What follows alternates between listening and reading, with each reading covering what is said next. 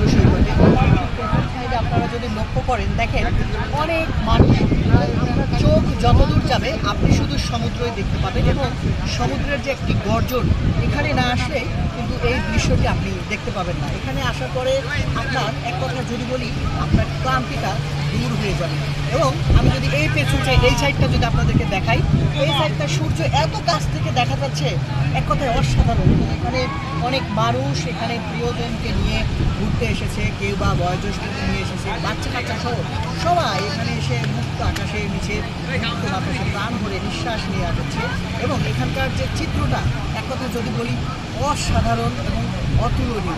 এই যে দেখুন সমুদ্রের গর্জন, সমুদ্রের গর্জন স্পিড বোট নিয়ে চলাফেরা করছে এবং অনেক মানুষ কিন্তু ঘোড়ায় চড়ছে এবং ঘোড়ায় আপনারা চাইলে চড়তে পারবেন। তবে আমি বলবো যে আপনারা যদি কুয়াকাটার সমুদ্র সৈকতে আসেন তাহলে আপনারা হাতে সময় নিয়ে আসবেন এবং এইখানকার চিত্রটা এক কথা যদি আমি বলার চেষ্টা করি, এখানকার চিত্রটা আমার কাছে খুবই সুন্দর লেগেছে।